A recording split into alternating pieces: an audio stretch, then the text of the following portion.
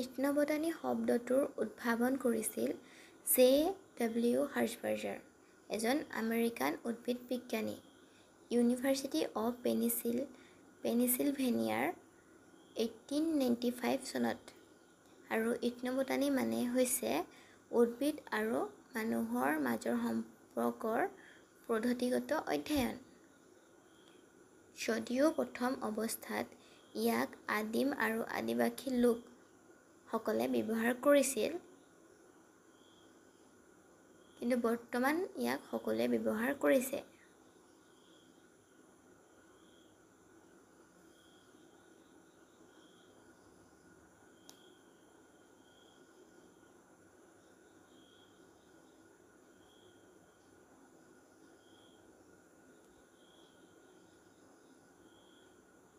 প্ৰাচীন কালৰে পৰা মানুহে উদ্ভিদ ব্যৱহাৰ কৰি খাদ্য, ঔষধ, কাপোৰ, শিল্পকৰ্ম, ৰং, চাবোন আদিৰ যোগান ধৰি আহিছে। জাতিগত দৰে বা নিগোষ্ঠী বুলিলে মানুহ, সংস্কৃতিৰ সামূহিক শাৰীৰিক বুজোৱা হয়। বিশ্বাস, জ্ঞান, ভাষা আৰু অনুশীলন।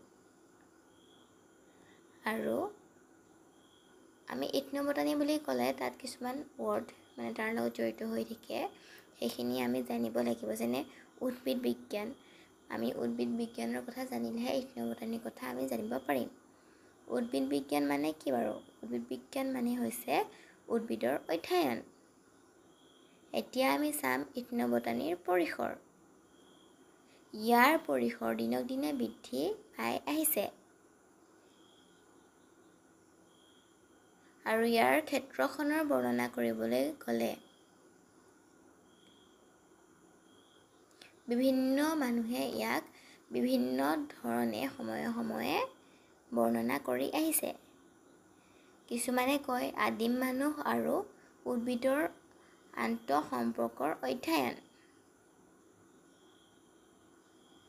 শুলটেছৰ মতে 1962 ইথন'বটানী হৈছে আদিম সমাজৰ উদ্ভিদ আৰু মানুহৰ মাজত থকা সম্পৰ্কসমূহৰ অধ্যয়ন। আৰু সেইটোৱে হয়, তেওঁ কোৱাটোৱে হয়। কাৰণ ইথন'বটানী মানে হৈছে যোনবোৰ মানে আমাৰ চাৰিওফালে আছে গছ গছনি, সেইখিনিৰ মানে উদ্ভিদখিনিৰ কি মানুহে কেনেকৈ ব্যৱহাৰ কৰিব পাৰিব, বেমাৰ আজাৰ হ'লে কেনেকৈ খাব লাগে, কি কথা, সেইবোৰ মানে ইথন'বটানীতে তাৰ ব্যৱহাৰখিনি আছে।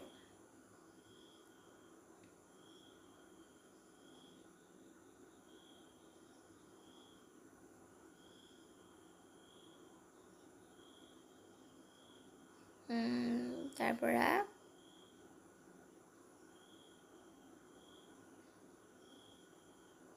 এইখিনি তোমালোকে ডেফিনিশ্যনখিনি বা কোনে কি কৈছিলে তোমালোকে নিজেই চাব পাৰিবা। আৰু